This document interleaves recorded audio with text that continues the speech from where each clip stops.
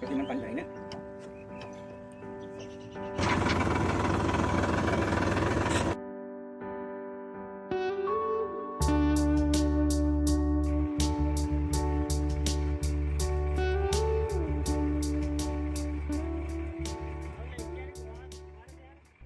Hello everyone, तो कैसे हो? मैं सचिन यादव आपका वेलकम करता हूं। तो भाई साहब, आज हम बात करेंगे सिलेक्शन क्राइटेरिया फॉर ट्रैक्टर और एनी मशीन्स। मतलब हम एग्रीकल्चर इम्प्लीमेंट में कोई ट्रैक्टर खरीदना चाहते हैं या कोई मशीन, तो उसमें क्या क्या क्राइटेरिया हम देख सकते हैं। जैसे कि उस पर ट्रेड मार्क और ट्रेड नेम है। जैसे ट्रेड मार्क होता है ना, कोई कंपनी अपनी खुद की जो प्रोडक्ट बनाती है तो कोई डिजाइन और सिंबल बनाती है उस पर। और ट्रेड नेम मतलब उसकी कंपनी का एक्चुअल नाम क्या है। जैसे कि सोनालिका मेसी 7250 हमारे पास है, उस पर बैठा हूँ। जैसे उसकी छतरी है, थोड़ी गंदी दिख रही होगी पर है यही चीज। अब आता है उसमें आपका ह्यूमन कंफर्ट, यानी आदमी कंफर्ट कितना फील करेगा उसको चलाते वक्त। बात तो ये भी है ना, उसको चलाते वक्त आदमी कंफर्ट कितना महसूस करेगा। और कौन से मॉडल का ट्रैक्टर है, मतलब जैसे इसमें 2025 चल रहा है तो इस समय की जो ट्रैक्टर होंगी वो लेटेस्ट टेक्नोलॉजी के होंगे और अपडेटेड वर्जन होंगे। जबकि अगर 2000 या 2015 की ट्रैक्टर लेंगे तो इससे अपेक्षा वो पुरानी टेक्नोलॉजी की होंगी। जैसे इसमें पावर स्टीयरिंग है, जो भी मैं इस ट्रैक्टर पर बैठा हूँ ये पावर स्टीयरिंग का है। और इसके पहले वाली जो ट्रैक्टर आती थी वो सादी स्टीयरिंग आती थी। तो कुछ इस तरीके से डिफरेंट पड़ता है ना, पावर स्टीयरिंग का और सादा स्टीयरिंग का समय के साथ। अब आता है कि वेदर जो है आपका ट्रैक्टर काम के साथ अडॉप्ट कर रही है क्या, एटमॉस्फेयर यानी एनवायरनमेंट में अडॉप्ट कर पा रही है। मतलब हम ट्रैक्टर लिए जिस पे बैठे खेत जोतने के लिए, इसको जब हम खेत जोतने ले गए और खेत ही ना जोत पाए, पावर ही ना ले पाए, तो क्या है उस काम के लिए ये बना है? फिर तो उस काम के लिए ये नहीं बन पाया। अब आता है इन्वायरमेंट के लिए। जैसे कि तेज ट्रैक्टर ऐसा होना चाहिए जो मशीन की इन्वायरमेंट को सह सके। जैसे अब टेम्परेचर गर्मी ज़्यादा हो गई तो मशीन बंद हो गया, तो ऐसा होना चाहिए ना मशीन गर्मी सहे। उसमें ऐसी फीचर डालें कि ठंडी ज़्यादा रहे तो भी चले, गर्मी ज़्यादा रहे तो भी चले। अब आता है रिपेयर फैसिलिटी उस मशीन की। मतलब मशीन की रिपेयर हो जाए कि ना। अब ऐसा लिए ये कि मतलब 10 लाख की मशीन लिए, एक बार बिगड़ा फिर बने ना, तो उसको अगर रिपेयर कर देंगे तो बार बार यूज करेंगे तो किसान का फायदा होगा कि नहीं। तो उस तरह के आसपास दुकान है कि नहीं, उसके रिपेयर फैसिलिटी कहाँ, उसके पार्ट्स अवेलेबल है कि नहीं, अवेलेबिलिटी ऑफ देयर पार्ट्स। मतलब जैसे कि इसकी एक गियर खराब हो गई तो मार्केट में मिल जाए दूसरी गियर, क्या पता कंपनी बनाती ही ना हो गियर, तो ये बात तो फंस जाएगी। अब आता है ईज ऑफ ऑपरेशन। मतलब जैसे गियर आसानी से लग जाए, क्लच हाली से दब जाए, ब्रेक लग जाए, स्लेटर दब जाए, सारी चीज़ें ऑपरेशन मतलब आसानी से हो, हाइड्रोलिक काम करे, लीवर काम करे, टायर आसानी से चले, सभी चीज़ें आसानी से करे। अब आते हैं डिजाइन फीचर पे। मतलब उसकी डिजाइन कैसी रहनी चाहिए। जैसे कि वियर पॉइंट कहाँ पे वो खराब हो सकती है, ये चीज़ों का भी हमें ध्यान देना पड़ेगा।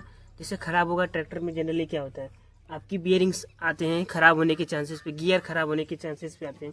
बाकी जो अगर इसकी फिजिकल बॉडी है वो तो बॉडी तो सेम ही रहेगी। मतलब अगर हैंडल है ये तो कभी खराब नहीं होगी, पर इसके अंदर की बेयरिंग खराब हो सकती है, तेल खराब हो सकता है, फिल्टर खराब हो सकता है। अब आता है ये चीज़ें हो गई। अब आता है अपीयरेंस ऑफ मशीन।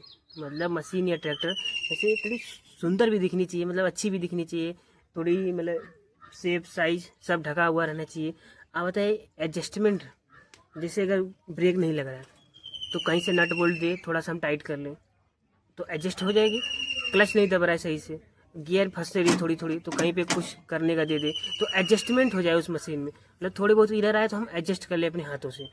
अब आते हैं उस मशीन में जो सबसे पहले मेन फीचर होता है सेफ्टी प्रोविज़न। मतलब उस मशीन में आपका सेफ्टी भी रहना चाहिए।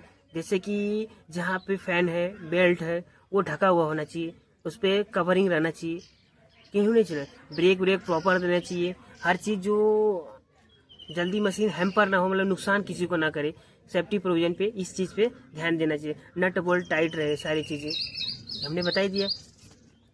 अब बात करते हैं मशीन की मैन्युअरेबिलिटी की। मतलब टफ कंडीशन में भी उसकी स्टीयरिंग जल्दी से काम कर जाए, आसानी हो, ईज ऑफ स्टीयरिंग जल्दी से मुड़ जाए, क्लच गियर सब काम करे, यही मैन्युअरेबिलिटी में आता है।